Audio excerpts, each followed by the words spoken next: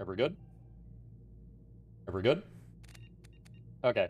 Hello, everyone. My name is Mike. Okay. And Hello, everyone. my name is Mike. Good old Mass And Effect we're going to be doing a good old Mass good Effect 2 ending run category. today. No One Left Behind, which is the So if good you've ending ever seen a category. run of this game, we normally run. So if you have ever seen a run of this game, we normally run any percent, which is the bad ending category.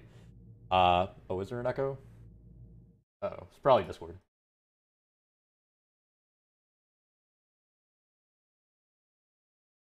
Hopefully that is okay now.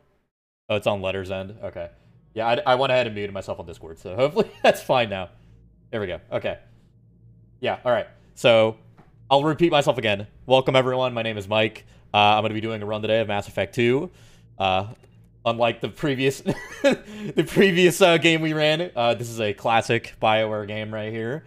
And we're going to be doing some No One Left Behind, which is the good ending category, as opposed to any percent, which involves getting the absolute best or worst ending where everybody dies, including Shepard. So yeah, let's go ahead and start here real fast. I'm going to load up a character. So I'm going to go ahead and count myself down right here. So let's go in 3, 2, 1, go. All right. Uh-oh, I don't know why my timer didn't start. Hold on. Scuffed is the key word today. Give me one moment right here. I don't know why that's not starting. Now my live split is scuffed. Okay, hold on, guys. Give me one moment here. Fix this. I don't know why this is all happening right now. This should be working. Why is this not working?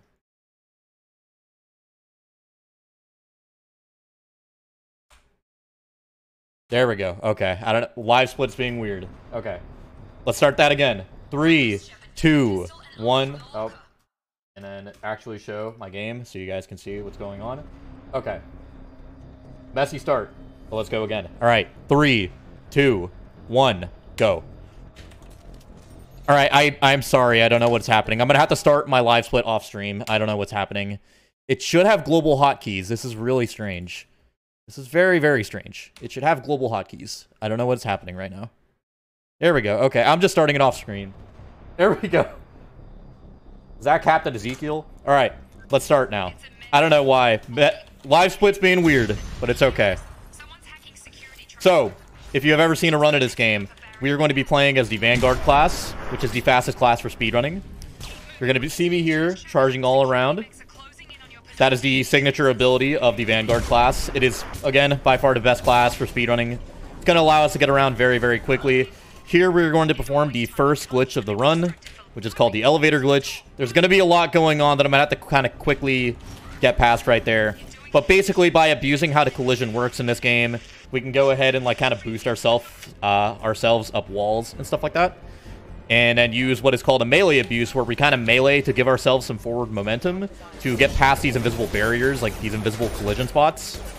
We basically perform skips. And I might be getting unlucky here with this RNG. Let's test that out. Yeah, unlucky. It's fine, though. Okay. All right. So we went ahead and recruited our first squad mate right here, Jacob. We are on the first mission, which is the Lazarus Station. If you have ever played this game before, or maybe haven't, this game starts like a few years after. I think like this game starts like right after Mass Effect 1, but then Shepard dies at the very beginning, and we get revived here in the station, and like Shepard gets literally revived basically. And I'm going to get unlucky here. That's really, really unfortunate. I am getting some very bad RNG. That doesn't typically happen in a run. It's okay, though. Okay. Oh. That's like one little bug that can happen right there as we're charging at enemies. I call it the ragdoll glitch, where a ragdoll is just going to kind of push us around everywhere. This first split is a little bit of a mess. It can be a bit of a mess sometimes, but it's okay. What are the weapons that we'll stick with during the run? So we are currently playing New Game Plus and not New Game. So for New Game Plus, we are primarily going to be sticking to the Maddock, which is a DLC-only weapon. This run is also with DLC. I should mention all DLC that includes like extra characters like Zaid and Kasumi, and like DLC weapons, DLC armor, all that. All right. So we're going to be moving on to the next mission here after Lazarus, which is the Freedom's Progress, which is like a colony we're kind of going to investigate. The actual game kind of hasn't started. We're still kind of in the tutorial segment right here.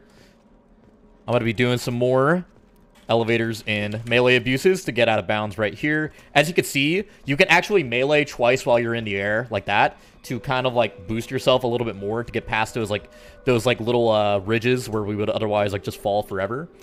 And as you can see, this mission is incredibly broken. We can just kind of go all the way to the end from here by just doing all these. And as you're seeing right there, I'm kind of just holding S and meleeing at the same time, which causes Shepard to get some forward momentum. And I'm going to do another double melee abuse right here. I got kind of unlucky. My character got stuck right there. Wasn't supposed to happen, but it's fine. Very minor time loss. And now we're just going to step over that invisible line to trigger these enemies spawning. We're going to need to kill them really fast. I'm going to go ahead and do a quick save, quick load right here, which is going to let us instantly skip Tally's voice line right there. And we're going to be moving on right here to the final boss of the segment. As you can see, this run is very, very hectic, very, very fast-paced. There's so much going on. It's kind of hard to explain. Timer stopped for some reason. Yeah, I don't know why Live Split is being so weird right now. I will fix it in just a moment. I don't even have it comparing against game time, by the way. It's comparing against real time. It's just being a little bit weird. Yeah. After this, I'm gonna go ahead and just tab out really fast. Right. Just to fix this really fast, I'm going to deactivate this, and hopefully that will fix it. I don't know. All right. I'm sorry. Let's go ahead and add 225 to the end. I really don't know what is going on with Live Split. I think it being connected to the game memory or something was causing it to be extremely buggy, even though that normally never happens. Okay. It's fine. We're going to be under the estimate regardless, I'm pretty sure. Okay.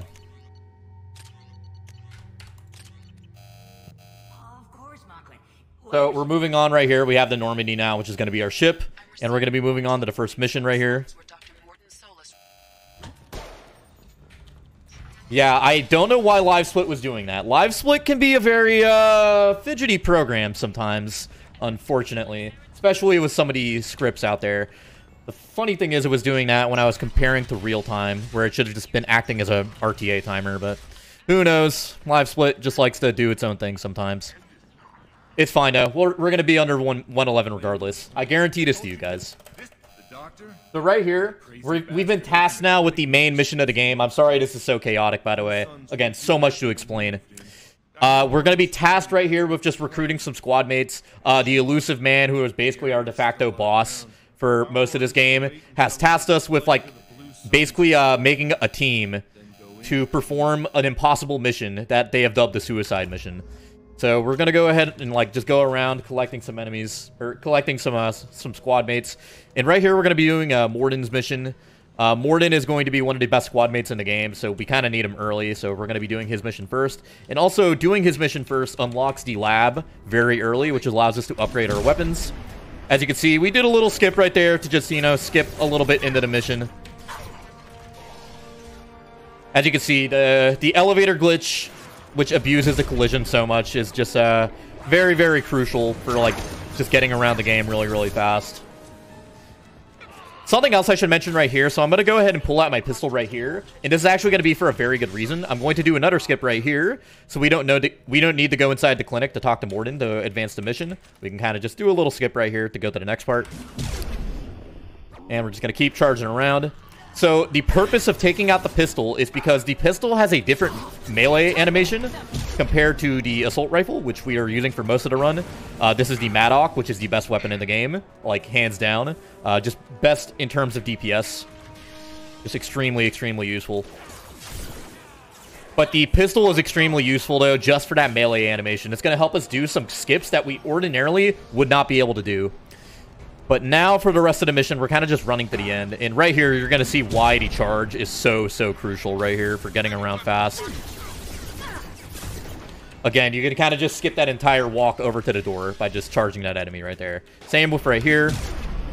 So something I should explain that I'm doing right now as well with the charge is I'm going in and out of the option menu which is basically canceling the animation that would normally be playing as you start up the charge, like this. You kind of just go instantly, you kind of just charge over instantly to the enemy with no wind-up animation. Saves a little bit of time. Saves about a second or so every time you do it. So right here, I'm going to be doing some precise enemy killing. I'm going to be killing all these enemies that I need to right here so I can get the enemies to spawn in these rooms. We basically just need to activate both these fans right here,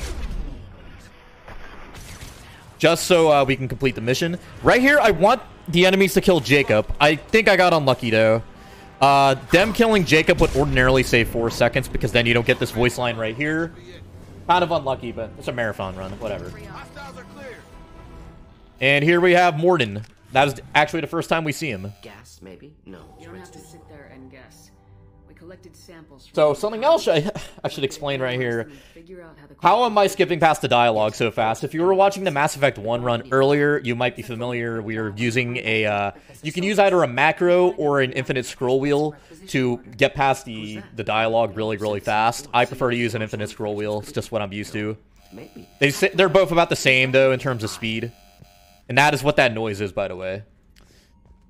In case you were wondering what that blaring noise is, that is from me skipping the dialogue so fast in the game not allowing me to progress. But I kind of just leave it on scroll anyways, just so I never really, you know, lose any time in skipping dialogue. You kind of get used to it. It just turns into white noise after a while, you know. Okay, so now that we have Morden, we unlocked the lab. We went ahead and upgraded our AR. That is going to be the only weapon upgrade that we do in the whole game. It's basically all we need, because upgrading our AR DPS is just going to be insanely good. The Maddock is already extremely strong with no upgrades. And with an upgrade, just allows us to kill stuff faster, and that upgrade is like directly on the way. So we go ahead and just pick it up. But yeah, so right here, we're going to be going ahead and trying to find some information on this Archangel person, who is the next person we're trying to recruit. Most, like, 95% of you guys probably know who it is, though. It's like, even when the game came out, I don't think anyone was surprised by who it was. We need to talk to Arya here. I'm going to be using my spacebar to skip this dialogue right here, just because it's kind of specific what dialogue options you need to choose right here. And we're going to be recruited right here by these mercenary dudes who all want to kill Archangel because he's screwing up their plans. As you can see right here, we are doing some of these like interrupts that you can kind of do in dialogue sometimes. Some of them are faster than other ones, so sometimes I will just skip them and let them play out. But there's a lot of them, though, where it is worth doing. It just cuts the conversation short, so it is kind of nice. Come on, let me in. But yeah, we're moving on now to the actual mission, which is going to start right over here. And I will go ahead right now and talk about our comp right here, which is going to be Morden and Miranda. We are going to be using Morden and Miranda for, like, literally 95% of the game. And the reason for that is because Morden and Miranda are the two best squad mates in the game. Like, no one even comes close to them. Morden has Incinerate, which is an extremely useful ability for just doing DPS, basically. And also shreds armor. And then Miranda is by far the best squad mate in the whole game. She has Warp and Overload, which are two both like extremely strong DPS abilities. And also, by just being around us, she gives us a 10% DPS bonus to our weapons. Just don't even need to explain why that's so good. And as you saw, I just went ahead and do 2 extra skips right there. So we can kind of just go straight over to Archangel right here. And I'm going to go ahead and kill these enemies right here as fast as possible. And, yeah, Archangel is Garrus. It's like to no one's surprise. I'm going to let that one play out right there. It's faster to not do that interrupt. I'll stay up here. I can do a lot. So, yeah, that last skip I did, the one before the last one, was like a zip we do. It's kind of strange. It's hard to explain how it works. It's the only skip in the game that works like that, though. By basically hitting, like, 2 loading triggers at once, the game kind of just, like, launches our character forward, which is a lot faster than going around. And right here, we're going to go ahead and start the actual Garrus mission. This is, like, probably one of the worst missions in the game for the speedrun. It's very long, and this part specifically is extremely RNG. We just need to wait here for the enemies to go inside the base, basically. That's all it boils down to. So after Garrus says this line right here, I'm going to go ahead and wait a little bit for the enemies to come in. We have one on this side. I'm going to kill these guys right here. Uh-oh. Please. Hopefully the game counts that. I'm hoping the game counts that as a kill. Alright, nice. So we killed 4 enemies right there, and that's going to go ahead and advance us to the next part. Normally, you would just have to keep fighting waves and waves of enemies, but by just doing that, by allowing the enemies to come inside the base and then killing 4 of them, once they pass that line at the front, we can kind of just go ahead and skip the rest of the part right here. Gotta go ahead and kill these enemies. We're just going to sit right here and just spawn camp these guys. Alright, nice. We got the boss spawn already. This is the boss. I'm just going to go ahead and just hit him with every ability we have, and then just run back to Garrus. We're just going to allow them to take care of it. This is a little thing you can do. Just let your squad mates kill the boss while you're traveling back to where you need to go to. Looks like that's all of them. Come find me before they regroup. You're kicking. Good luck.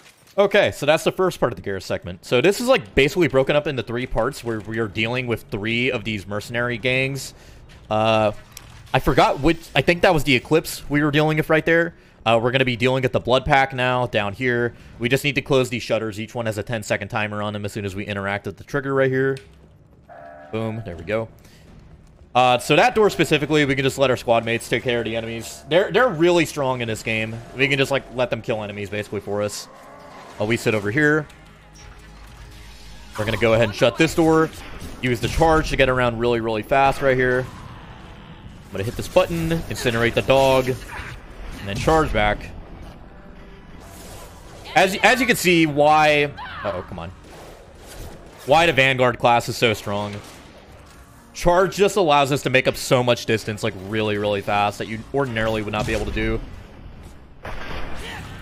Go ahead. Get that last trigger over here. And then we're kind of just going to AFK for a little bit after we hit this. Okay.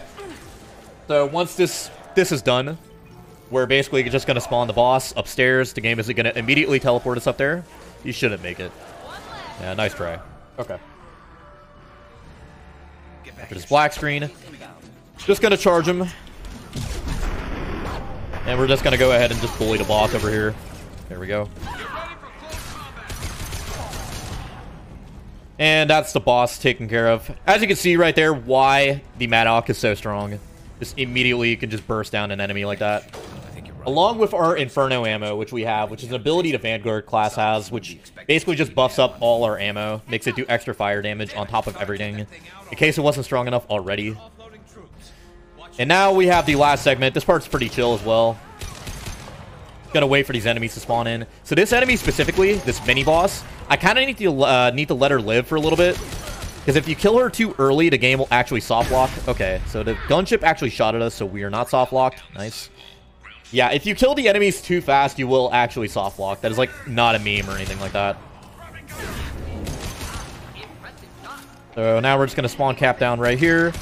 I don't think I've ever seen her almost clip out of bounds like that before. Wow. Okay. And basically the enemies always come in kind of in the same order. What window they go in is kind of random here, but it's always going to end with 2 enemies with shields right here, one at a time. Here's the first one. By the way, I haven't mentioned our heavy weapon, which I'm going to equip right now, the Cane, which is the other best weapon in the game along with the Maddock. And the reason it's the best is because it can do this. You just shoot it, you fire your own personal nuke, and it nearly one-shots every boss in the game. So yeah, that's Garrus done.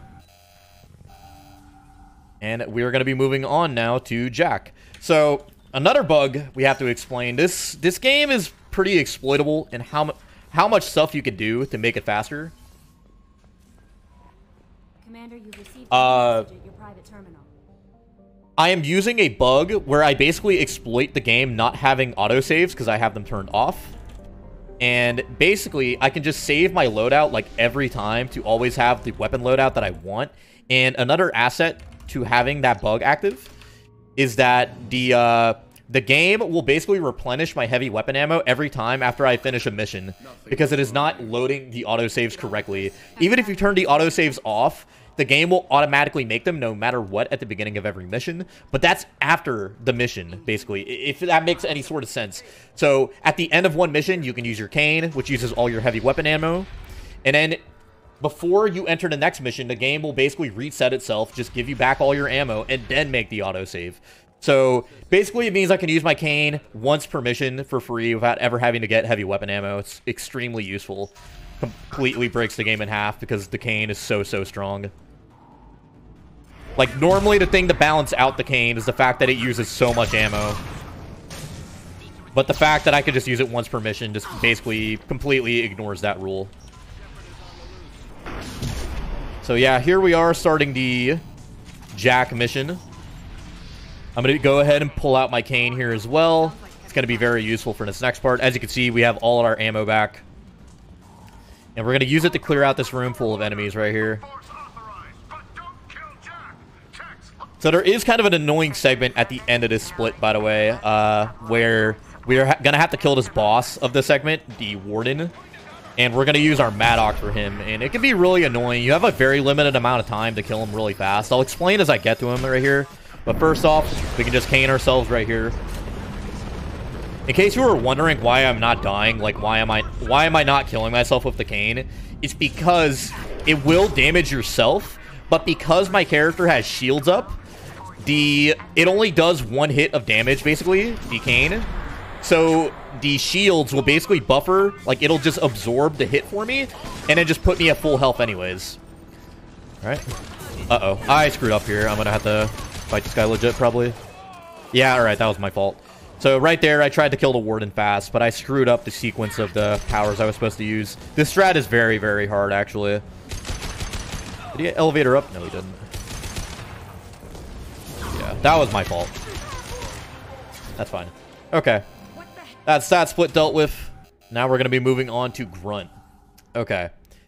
So something else I should explain is that the route for these categories, for every category, I would say, besides all mission screens, is exactly the same up to Horizon. So for almost every category, the first half of the first half hour of the category is going to be like exactly the same, no matter what category you're doing. Because this sequence of doing the missions is like basically the fastest. So again, Warden Miranda, Eminem, I like to call it. So, we're going to do another big skip here. This is actually the only skip, though, in this mission. This is actually one of the less exploitable missions in the game. So, after I'm done running here, I'm going to pull out my pistol again here. We're going to charge this guy in the back. Going to do a little bit of an elevator right here to go up right here. Do another elevator here. Melee abuse down here. And then I'm going to be doing a double melee abuse onto this ledge over here. Got to be kind of careful not to hit the... There's a massive death plane over here that you can't really see. And I'm kind of being careful to avoid it right here. Okay, so we're good. Basically skip past all that giant segment right there full of enemies shooting at you. And we don't have the enemy spawned as well. And we're going to kill the enemies right here. Uh-oh. I got unlucky here.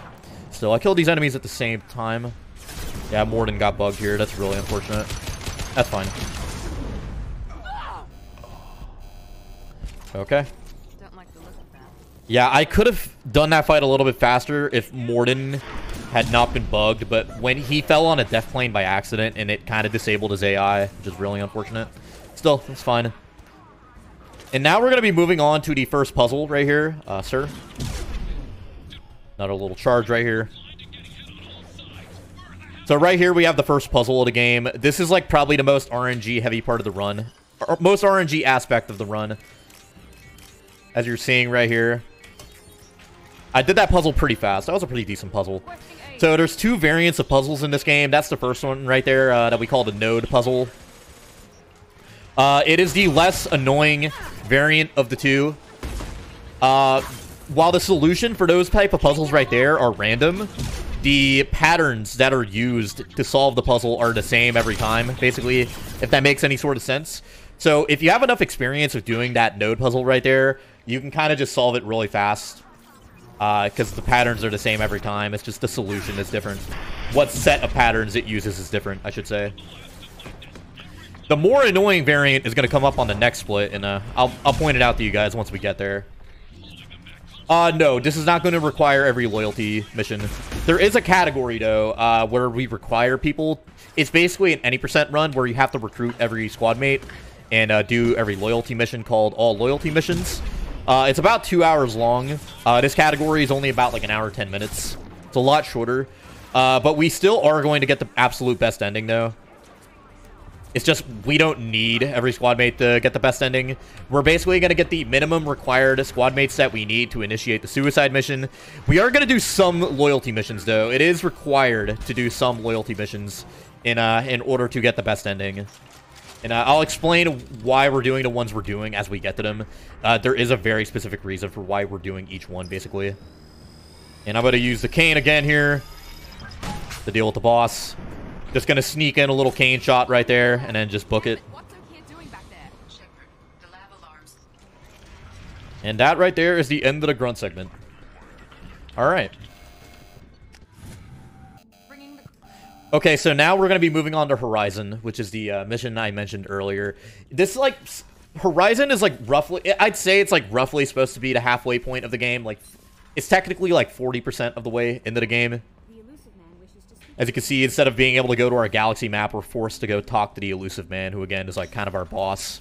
Now that we have, like, a lot of our team assembled. So Horizon is basically this colony that we're trying to go save as they're being invaded by the collectors, who are, like, the main bad guys of the game. They're being abducted for God knows what reason. We don't know at this point in the game yet. Horizon, one of our colonies in the terminus systems. Have a little bit of dialogue we can't skip right here. This is the most warning we've ever had, Shepard. Good luck. And Horizon is maybe the most broken mission in the game in terms of how many skips there are. No, it's not the most broken one. It's close, though. But we're going to be able to skip a lot of this mission, and I'll explain how. So, this first part right here, this is the beginning. We're going to go ahead and just run like normal a little bit past this first group of enemies right here. But then we're basically just going to start skipping to the end. There's a lot of points right here where you can go out of bounds using the elevator glitch. It's a very, very open map. Open maps in general tend to allow us to really go out of bounds. Allow us to kind of just go wherever we want. Compared to the more claustrophobic, like, indoor maps where there's a lot of collision. So it's a lot harder to get out of bounds. Right here, though. First elevator right here to get up on this wall. And then there's another elevator we can do on this invisible wall right here. And then we're just going to drop down over here. And that is going to skip, like, a good portion of the mission right here. Like, this skips, like, roughly, like, the first half of the mission, I would say. And then, as we get back into bounds right here, we're going to do another skip right here. Alright, I'm going to make a save right here. Just for safety, because you can potentially soft lock yourself right here. Just to play it safe for you guys. Okay. Alright. As you can see right here. Ooh, okay, we're good. As you can see, by kind of melee abusing into some of these loading triggers, we're basically getting Shepard to, like, get teleported up on these walls as they load in. And that will just allow us to just walk right here to the end of the mission. But it's not over yet. Right here, we have the puzzle I was talking about earlier, which is the hacking puzzle. And the hacking puzzle sucks. Like, there's no other way to put it. This puzzle, I got pretty good RNG here. That's really good. Nice. I normally do not get that RNG right there, where all the solutions are on the screen at once. But yeah, basically, it's an auto-scroller puzzle where we have to find the 3 matching, like, lines of code. But what lines of code show up are completely random. And sometimes the game will just not give you the line of code that you need, and you're just, like, stuck there. You're just, like, stuck there for a while, just waiting for the line of code to show up, and you lose, like, 15-20 seconds. It's kind of annoying, but it is what it is. Luckily, that is the only hacking puzzle we need to do in the run. The only category in the game that requires more than one hacking puzzle is the all mission screens category, where you do... It's basically the 100% category. It's like 4 hours long. It's a very, very long category. That's with DLC, by the way. Okay. And as you can see, we kind of have to do this final fight right here on Horizon, but it's very, very easy thanks to the Maddock. And right here, we're going to wait for the boss to spawn, and I'm going to do a quick kill setup right here. So, a second after Miranda does this voice line right here. There's got to be more. Alright. I'm going to charge up the can and shoot it. And then, right there, as you can see, I'm going to instantly skip that cutscene. And the cane shot is still traveling during that cutscene. So if you skip it fast enough, basically what happens is you kill the boss as soon as they spawn, basically. It's very, very funny, and it saves like 20 seconds or something like that. Oh, I messed up. I'm actually supposed to go over here. My bad. I thought I was playing any percent. Alright, so right here is where the routes are going to become a little bit different compared to any percent. We're going to talk to Mr. Taylor right here. He's going to tell us about his dad, and we're also going to buy a ship upgrade from him that we need. And we're going to head over to the armory right here. And now we're going to go to our next mission, which is recruiting Tali, who is going to be our final squad mate. Okay, so the reason we stopped at that armory, by the way, is because after Horizon, the game will, even if you skip it, the game will immediately put the particle beam heavy weapon in your inventory and make you use it, and that breaks the autosave bug that I was explaining earlier. And that's really bad, because that means like we have to go collect like heavy weapon ammo again to use arcane. But if we just go into the armory right there and swap from the particle beam into the cane before we start another mission, we'll go ahead and like have the bug set up again, which saves a lot of time. And right here at the beginning of Tallys Recruit mission, as you can see, we went up pretty high. That is like probably one of the biggest elevators in the game. Tallys mission is another like Horizon, another mission that is very, very exploitable with how many out of bounds we can do. That's going to allow us to avoid the first gate and also avoid the first set of enemy spawns right here. And we're going to do another out of bounds right here. We're going to do an elevator right here. And to get past this gate, we're going to go ahead and just run over here. Another elevator right here. Drop down right here. And then we're kind of just going to run through these walls that have no collision. And we're going to go into this area now with no enemy spawns. No one to bother us, really, which is really, really nice. But we still need to get past this door over there. You're normally supposed to, like, go into this scripted sequence where, like, this pillar breaks above the door. And then you have to, like, set C4 charges to, like, blow up the pillar. And it takes a while, but if we just go over here, do some more elevators, some more, you know, funny little elevators. We can kind of just go above the room right here. Walk along the border of the room right here. Go right here. And then we're going to fall for the floor, or the ceiling right here. And we're on to the next segment. So we basically skip a lot of the mission. We skip like 70% of the mission right there.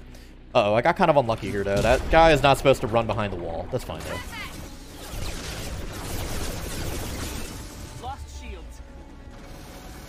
So now we're going to be moving on to the final portion of this segment right here, where we have to go rescue Tali from this boss that is terrorizing her. Alright. As you can see, I'm going to do a little bit of a charge to get to the back of the room really fast, and then use our trusty cane to deal with them very fast. Okay. And that is Tali's mission done. That is supposed to be a very long mission, but thanks to the cane and all those skips, it is extremely fast, actually. So, in case you're wondering why I'm recruiting Tali, by the way, instead of, like, Kasumi or something, it's because Tali has a very fast loyalty mission that we could do later because we need her loyal for the suicide mission at the end of the game. And also, she's going to go ahead and sell us a ship upgrade like Jacob did earlier that we're going to need. There's 3 ship upgrades in total that we need to get so that nobody will die when we're initiating the suicide mission. That's basically what the game is checking for. When you initiate the suicide mission, it's checking to see if you got your ship upgrades. You lose 1 squad mate per ship upgrade that you do not have. So, since this category requires us to save everybody, we're just going to go ahead and get all of them, you know? So, Garrus has the other one right here. We're just going to go ahead and talk to him really fast, get that. So, again, this is where the game very heavily diverges from any percent, where you are not getting any of this stuff. But, it's not too slow, though, to get it on this category. Now we're going to be going down to the bottom floor. We're basically taking care of our ship chores that we need to do, like picking up our stuff all in one go right after the Tali mission. The subject is stable. We're going to go ahead and wake up Grunt. So this is what you're supposed to do. We got Grunt before Horizon, but he's never actually in your party until you go down to the storage area and like actually wake him up like we're doing right now. So it's just a little bit more optimal to like just wait till later to wake him up.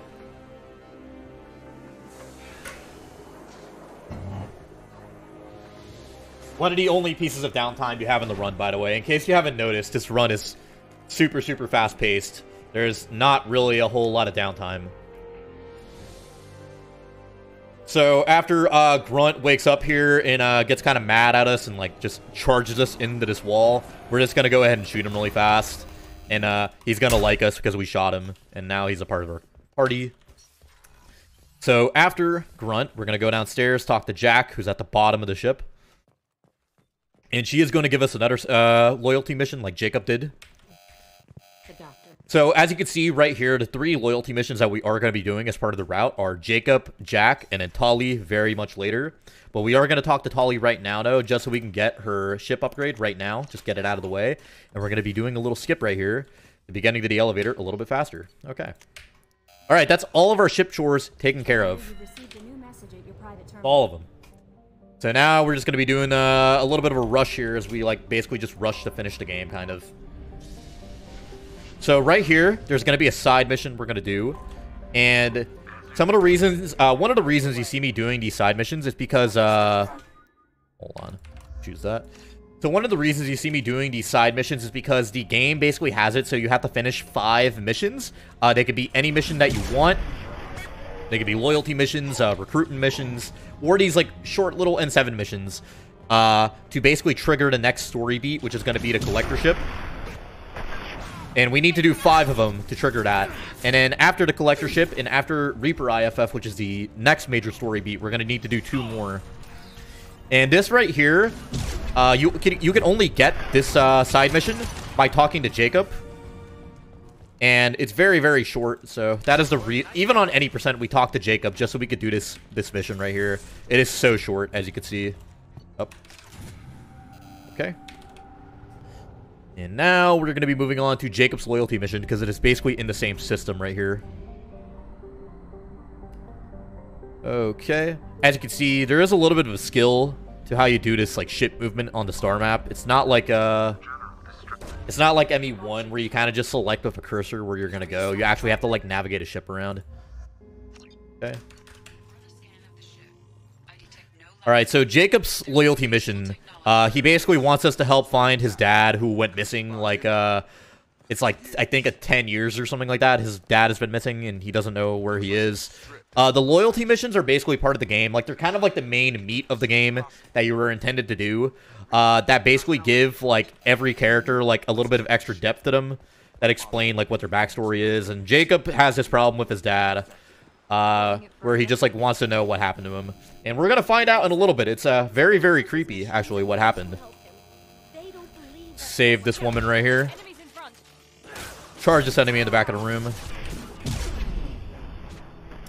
So, long story short, this mission is actually very cool. Even if you don't like Jacob as a character, this mission is basically kind of like a Lost Twilight Zone episode. Where, Jacob's dad's ship crash landed on this planet where the natural food and plants basically make it so everybody kind of regresses mentally into, like, children and stuff. And Jacob has basically been abusing the people under him and, like, forcing them to regress while he himself, like, hoards all the food to himself so that he can kind of remain, like, the ruler, like, Lord of the Flies style. It's pretty cool. Story-wise, I think it's really cool. It is very, very creepy, though. As you can see, he has his, like, own little harem going on. And, yeah, this mission is basically, us going to bust Jacob's dad and put him in jail for being a creep. As you can see, we pull out our cane early. We're going to need it for the last room here. The last room on this mission can be a giant, giant pain due to how the enemies work. Alright, nice. I got my health back. Hopefully this strat will work, though. But to go ahead and do this very precise cane shot right here. Nice. Okay. By shooting at that cane, by shooting that mech at the back of the room, you hit everybody without hitting yourself. Very, very nice. Because I used to have a lot of problems with this room. Like, one of the enemies would take away my shields, and then I shoot the cane, and then accidentally kill myself, and it would basically ruin the run. But that strat makes that room a lot better than it used to be. Alright, so now that we've busted Jacob's dad for being a weirdo, we basically find out that, like, Miranda is the one who secretly gave Jacob the coordinates to find out where his dad was. And they have, like, a little moment together there. But now that Jacob is loyal to us, we're going to go ahead and work on our next loyalty mission, which is Jack. So there's a reason we're making these 3 characters loyal to us specifically, but the main reason why is because making these 3 characters loyal over everybody else is just faster. They just have faster loyalty missions than everybody else. Need Miranda right here. There are some loyalty missions in this game which do not have skips, and they are very, very, very, very, very long.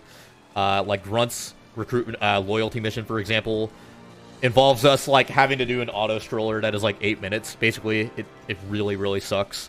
But like Jack's loyalty mission, for example, is only like 3 minutes, which is very, very nice. And Tally's loyalty mission is even shorter.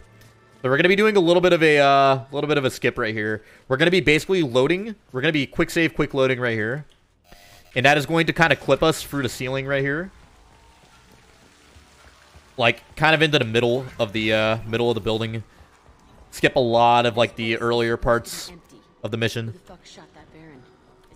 And Jack's story is basically she's kind of like been abused by Cerberus as a child because she's like kind of like a biotic prodigy kind of. So she kind of just wants to drop a nuke into the base where she was kind of mistreated. And we're just gonna need to kill these enemies really fast right here. Where's this guy right here?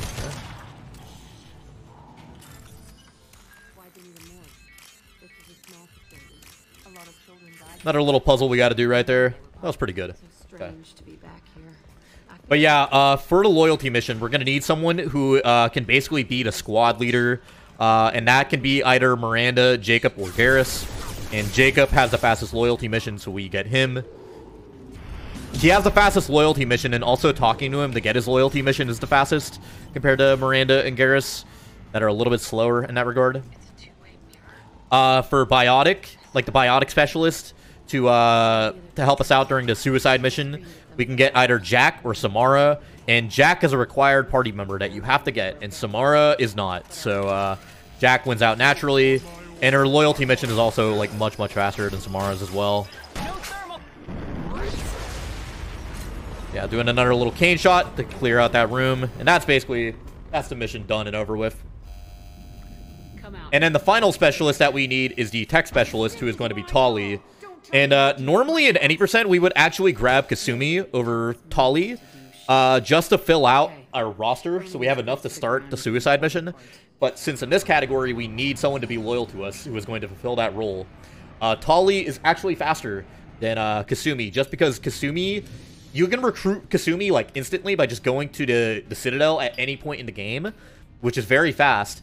But Tali has a much shorter loyalty mission. And also, Tali sells us the ship part, so she is, like, required, basically, for this category. Like, you cannot skip getting her, so she is just more optimal than Kasumi.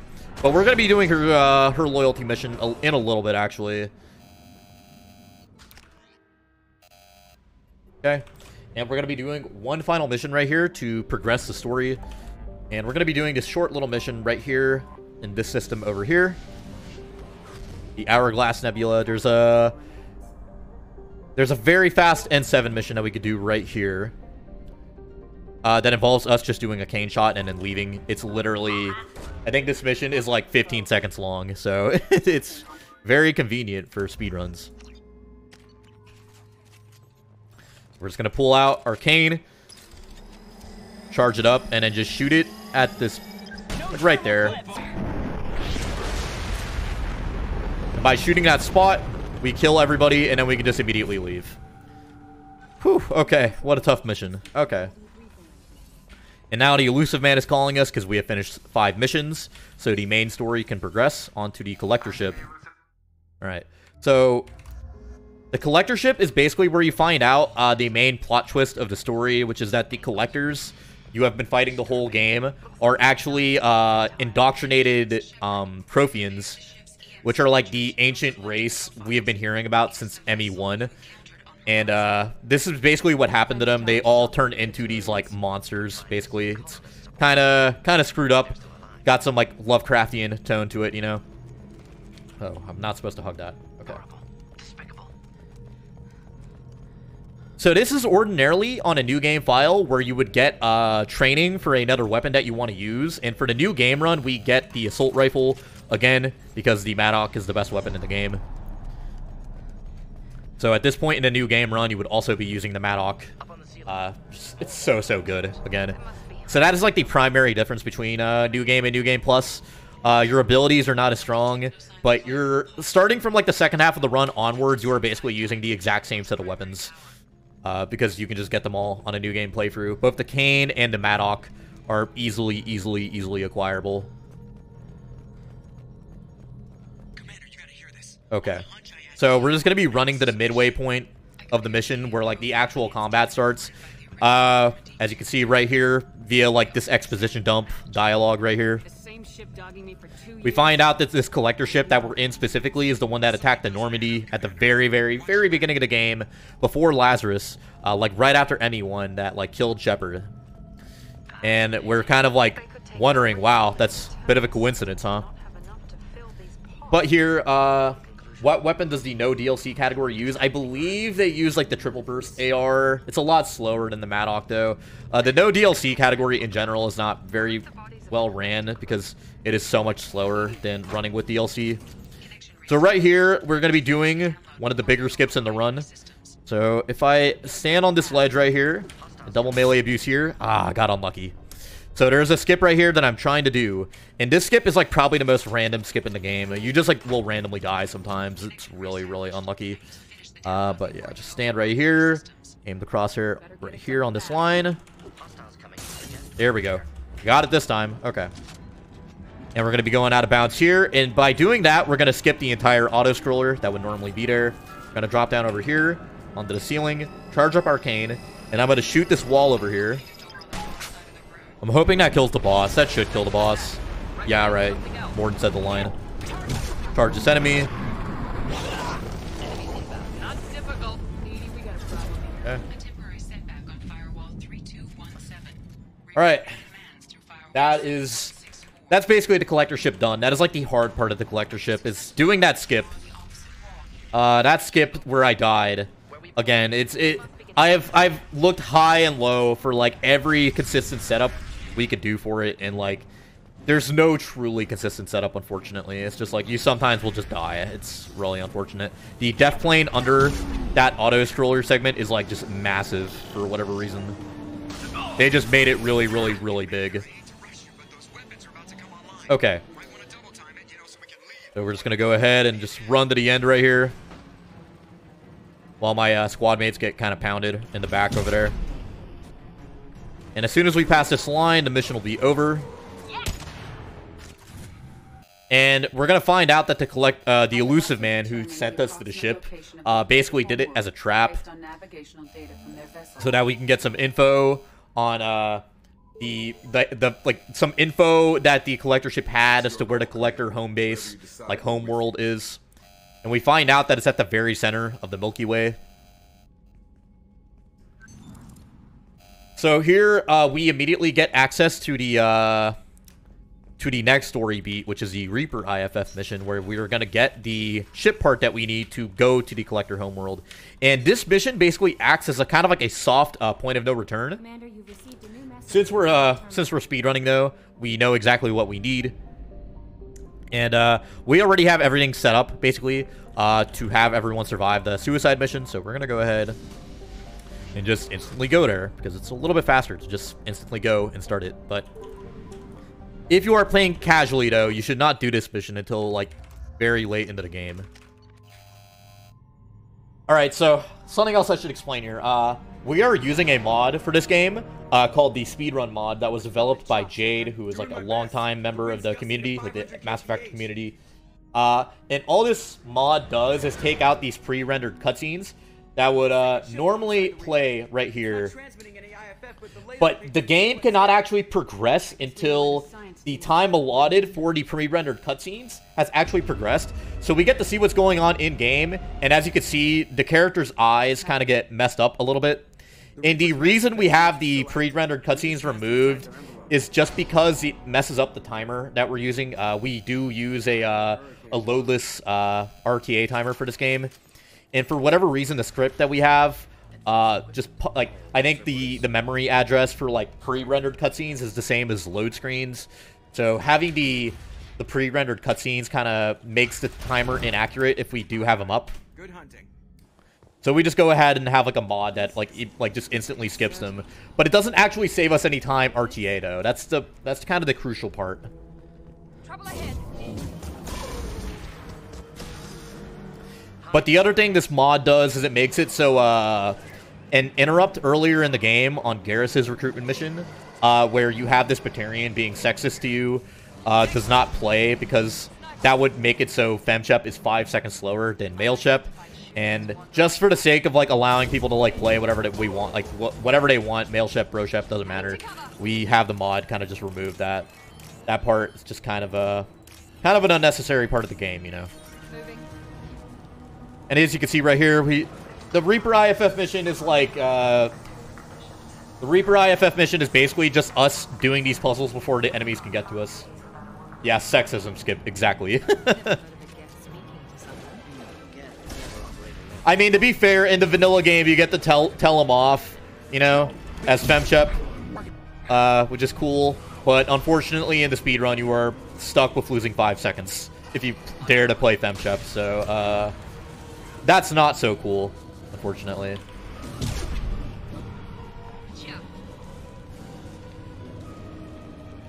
Alright, as you can see, we're kind of just rushing to the end right here. I'm going to kill these 2 husks right here for the sake of safety. I'm going to hope Morden and Miranda don't die. We're going to charge this dude right here. You weren't supposed to do that, buddy.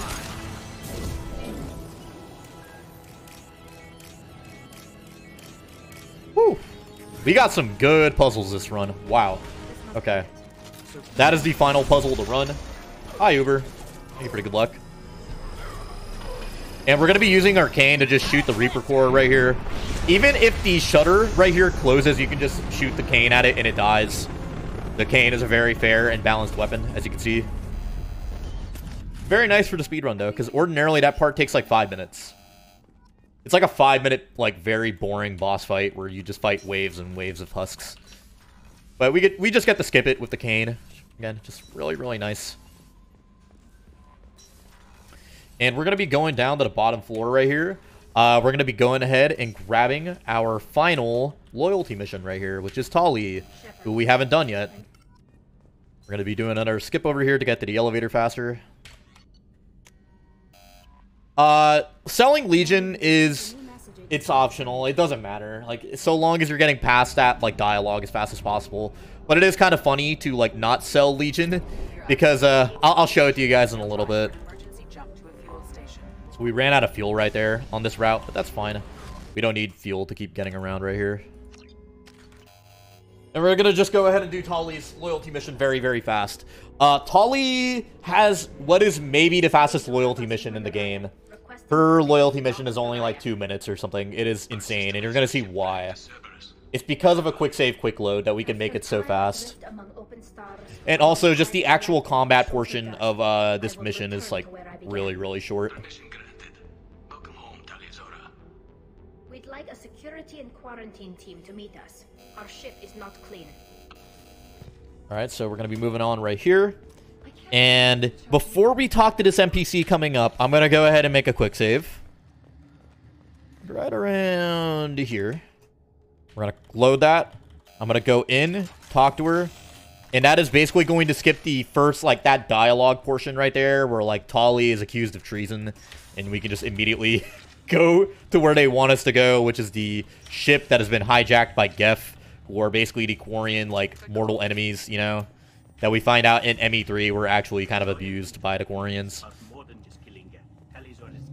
Not bringing Legion to this mission. Yeah, if you want to casually, bringing Legion to this mission is, it's very, very funny. You, like, want to be a massive troll. And, yeah, we're just going to be charging ahead very, very fast here, past all these enemies. And I'm going to do it for you guys, but there's a interrupt coming up that I think almost everybody is obligated to do when they play the game casually. We don't do it in the speedrun, though, because it's slow. But, you know, I like you guys. We'll do it right here. You wouldn't just die like this. Oh, nice. We got the weapon bug. So I'm going to be hugging Tali with my Maddock equipped. Nice, dude. I love this bug. I hope you like the feel of that Maddock on your back. Okay. And we're just going to pull out the cane for this final boss right here. Is Legion one of the slow loyalty missions? Not... It used to be, but it isn't anymore, though.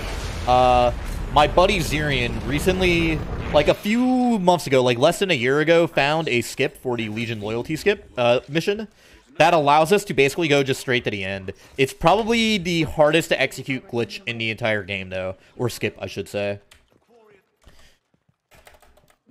Alright, so I need to make sure I am choosing the correct dialogue options there.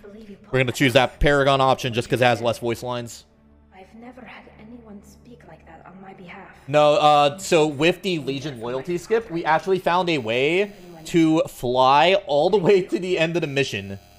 I wasn't gonna let Tallys boss It allows us to fly all the way to the end of the mission, like from the very beginning. This looks interesting. So we can just skip that entire auto-scroller. It's really, really nice. But again, it's kind of hard to execute correctly, especially if you don't use a macro.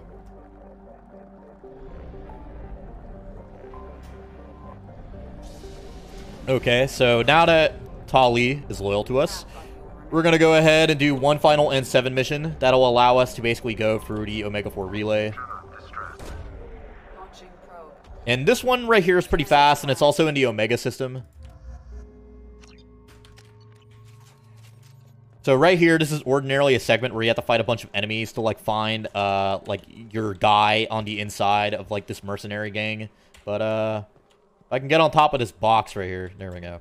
And we can go ahead and kind of just go on top right here. Go through all this, all these cliffs and stuff that don't have collision. Run to the end. Elevator up right here. And boom. Alright, mission's done. So we're going to go ahead and start up our suicide mission now, guys. And we are actually prepared for. So I'm going to go ahead and enter the Omega 4 relay right here. But before we do that, our buddy Joker, the pilot, voiced by Seth Green, gets his own little segment where we get to play as him. For some reason, Shepard and the gang decide they're all going to get inside this little shuttle to go investigate something. And then just leave the Normandy by itself with no one to defend it. Truly the most five-head plan available. Though I imagine it's notably slower than this one. Yeah, exactly, Vest. That's exactly it. Tali is just extremely OP for this category. And here, we're going to get the most broken piece of in-game... here's what happens in-game, the Joker. Look into the abyss. So yeah, if you're not watching that that pre-rendered cutscene, that's what's going on with Joker right there. He's having a little bit of like an aneurysm right there or something. Damn it, why didn't you scrub it? Primary defense systems are offline. We can save the Normandy, Mr. Moreau, but you must help me. Give me the ship. What? You're crazy. You start singing Daisy Bell and I'm done. Ugh. Yeah, this is like another kind of like downtime segment of the run. The Joker segment is extremely, extremely straightforward. Main corridors are no longer safe. The collectors have boarded. The emergency floor lighting will guide you, Mr. Moreau. God damn it. So, watch this, guys. I'm just going to hold the W key. Look at this extremely advanced tech right here. I'm going to go ahead and do this line right here. Look at this line I take. I'm like, yeah, baby. Let's do this. Extremely advanced tech right here. Just holding the W key and just pointing my camera in the right direction. That's all there is to it. And just mash E. Or whatever your interact key is whenever you get to the next segment. Alright, I'm going to hold the A key for a change right here. And that's going to let us go to the left instead of forward. So I can do this line a little bit more optimally. Okay. As you can see right here, because we are like kind of skipping the cutscenes like really fast, Kelly is just chilling there instead of getting dragged away. You know, she's just vibing with the collectors. And if you take a look in the back right here, this is what happens to Legion if you keep him and don't wake him up. He's just T-posing in the back right there. He's having a good old time.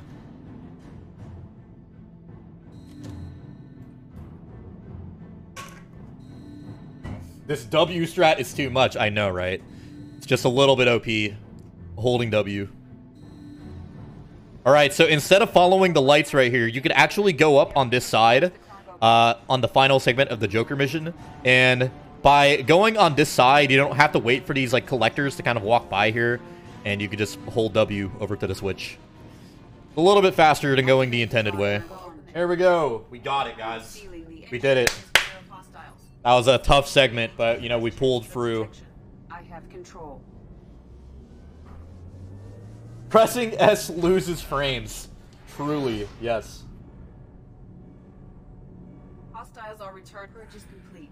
No other life forms on. Oh yeah, by the way, I don't know what this is tied to. I think someone explained it to me at one point.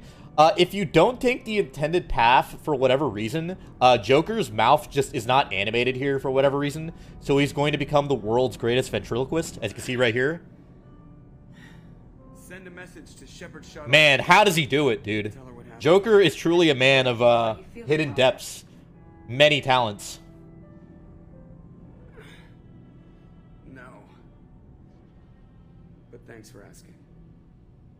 Alright, so after we all kind of get together and yell at Joker for, like, not being able to defend the ship, even though he's handicapped, you know? He's, like, he literally cannot walk for, like, more than 2 minutes.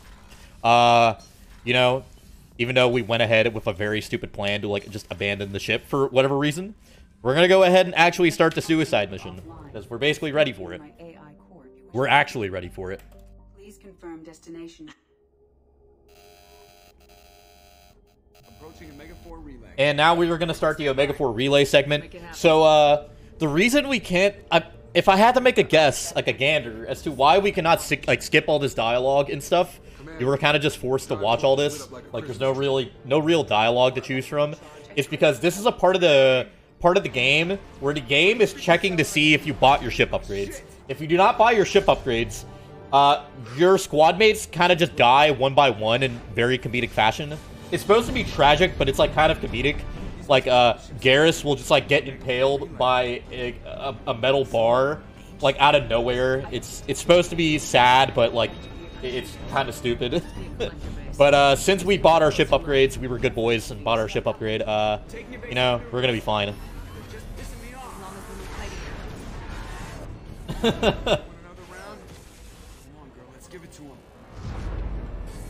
So... we're going to have to do a little boss right here, like a mini-boss. As you guys can tell already, though, we might have the weapons already to deal with them pretty efficiently.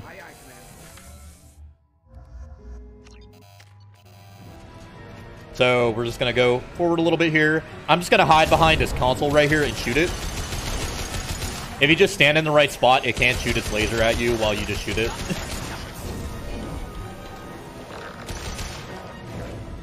And now it's going to leave when it's at like 1/3 HP. And we're going to move on to the next segment right here. And this is another segment where the game will check to see if you got your ship upgrade. And normally it's like Kasumi or Tali who dies, but again, since we have it, they're going to be fine. They're just going to like look around in kind of a puzzled state.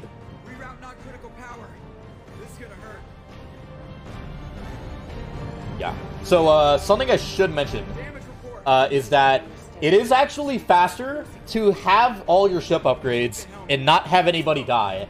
That said, in the 80% category, since getting the ship upgrades would take a bit, we just let everybody die. But in every other category, it is actually more optimal to like have everybody live during this segment, as the whole segment is like 20 seconds shorter or something if nobody dies.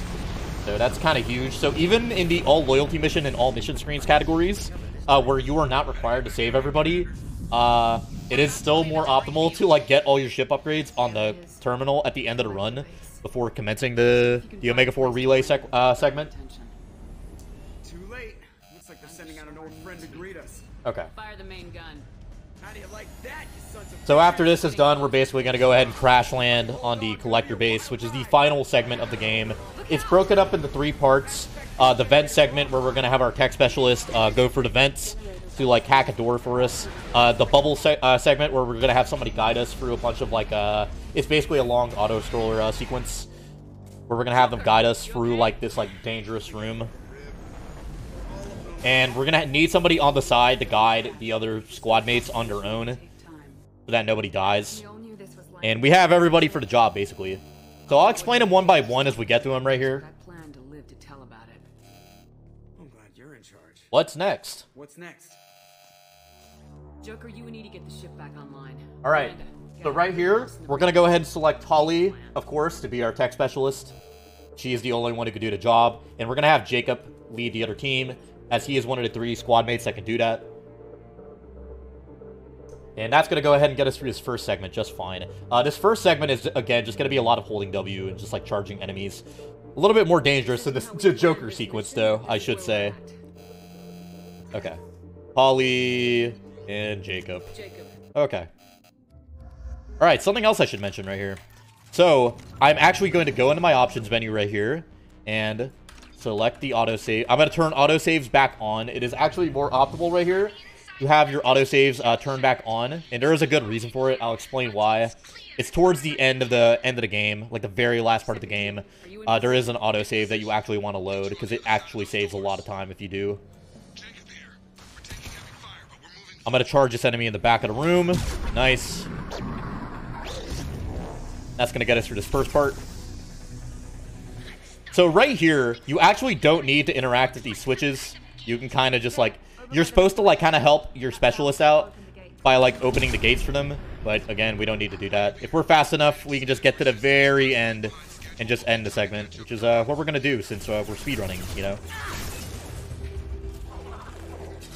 So Tali is kind of just boiling alive right now, but she's going to be okay. It's all going to be okay. I'm going to charge this enemy down here. Get over this barrier. And then charge this enemy over here. I'm going to go ahead and incinerate him so he doesn't body block me. As you can see, Tali's in trouble, but she'll be fine. Tali's a strong girl. She'll be okay. And as soon as we interact with this, the segment is over. Cool. So right here, Jack is going to be our biotic specialist. Jacob's going to lead the team. And we're going to have Tali escort the crew back. So there is actually a reason I send Tali back with the crew. That is like probably the latest route change that we have made to this category. It is a little bit more optimal, actually. Before, we used to just let the crew die. Like, we didn't care about them because you don't need them to actually finish the category to get the achievement. But it is actually a little bit more optimal to save them by sending Tali back with them. And the reason for that is because then we could take Jacob with us to the final auto-stroller segment. And Jacob is actually pretty good for that segment compared to Tali. So it's a little bit like you save time selecting Tali to lead the crew back by having Jacob for the final segment. That's basically the reasoning for it.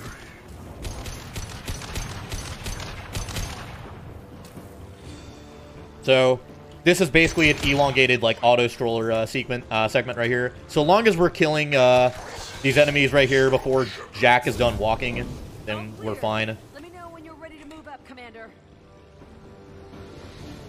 I'm gonna be a little bit careful here in interacting with her. Oh no, I've never seen that happen before. I got a bug. Okay, I'm gonna have to load this again. All right, so I've never actually seen that happen before. I've seen that bug happen before, but it has never happened in that way before. I am actually not joking. Wow. Marathons truly are special, guys. I have seen that bug happen before, where like the person holding the bubble teleports forward, and you would think that's actually a time save, but it's actually not, because there's no way to get them in time before you die. If we leave the bubble, we just die. There we go. That is yeah, I said the thing, and I'm not joking. That bug has never happened that way before. Usually, for the longest time, I thought what triggered that bug was if you interacted with your bubble holder, like immediately, like on the very first frame, they would teleport forward. But I actually waited. I didn't actually press anything before interacting with her, and she teleported anyways. Yeah, that is quite literally never happened before. Like, that bug has never happened in that way before. The bug itself is not new. It just never happened in that way before. We've been spotted. Alright, so right here we're going to be using Arcane to deal with these group of collectors right here. We're just going to shoot this spot, and we're going to immediately just be done with the segment. Hopefully, Jack does not teleport. Okay. Whew. All right. She didn't teleport on us, guys. We're good. Okay. So this next part of this sequence is like it's the hardest part of the auto scroller. It's the only part of this segment that is not an auto scroller. And basically what we're gonna need to do is we're gonna need to kill these these husks right here as they come up as fast as possible so we can continue. And we're going to be using our shockwave to deal with them as they spawn in. But it's kind of hard to do this fight optimally, especially because there's going to be a Scion that's going to spawn over there in the back.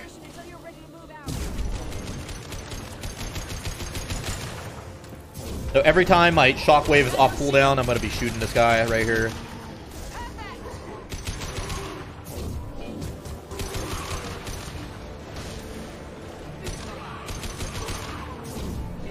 Like every time shockwave's off cooldown.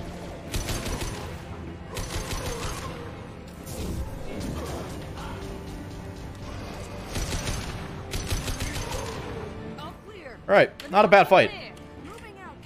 This would actually be a very good segment if that bug didn't happen.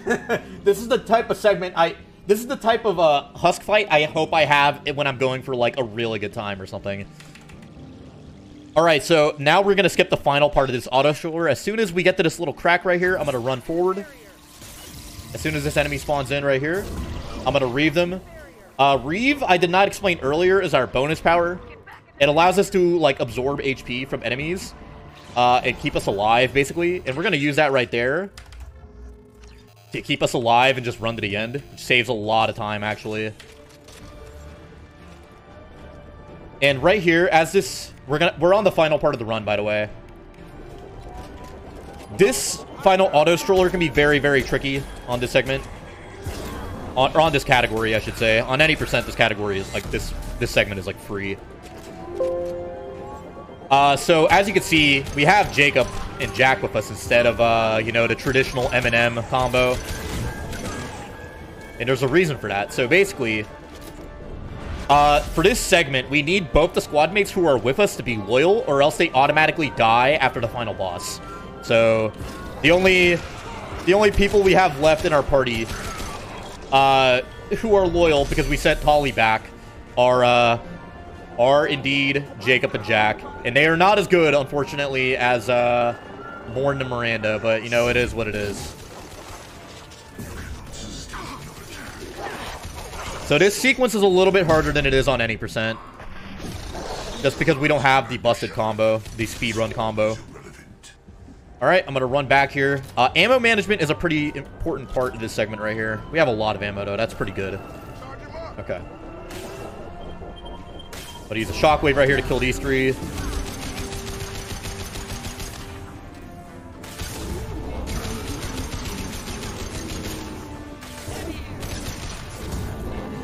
Alright, not a bad segment at all. That was really good. Okay. What can you tell us?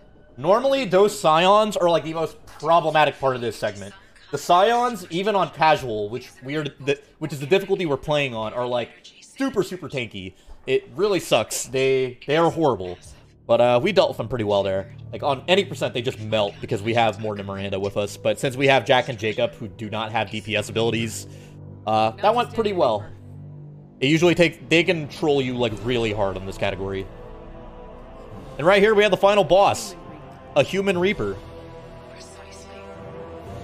The T-800 from the Terminator series. So this fight right here is going to be broken up into two segments. This first one right here, we're hoping to one cycle along with the second segment. The first phase, I should say. I'm going to jump up right here. We're going to need to kill these enemies before we can damage the boss.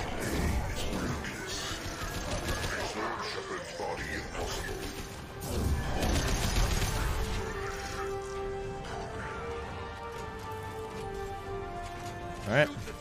Shoot the tubes. So we're going to use two pulls right here to break those. And then a reeve. And then an assault rifle right there with the attack menu to go ahead and just one cycle that first phase. Now the elusive man's going to tell us that he wants to keep the collector base intact, actually, and we're going to tell him no. And I'm going to go ahead and load the autosave from earlier. For some reason, for this boss, if you load that autosave, the boss just dies a lot faster here. You save, like, a lot of time. Okay. Pretty good. And there we go. Time. 108.03. So with a 225 at the beginning, that is well below the estimate still. That is like a 110.30 or something. So, good run, guys. GG's. And I'm going to go ahead and do some skipping right here. I'm here, Joker. I'm going to show you guys right here. Everybody's going to have lived after this cutscene right here. Just to show that we saved everybody. This is the best possible ending that you can get right here.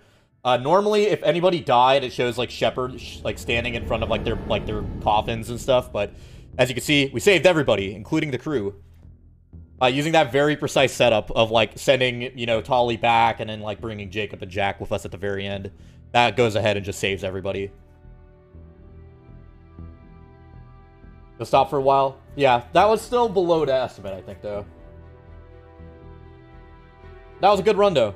Besides a couple of memes, like that, that meme that happened on the bubble segment where Jack got some instant transmission abilities.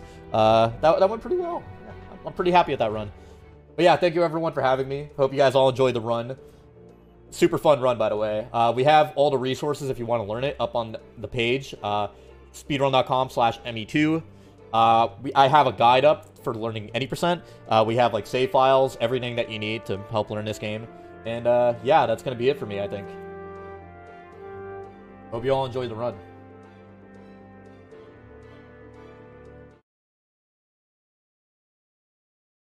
Yeah, for sure. Yep. Yeah, for sure. I went ahead and stopped the stream. Is that fine?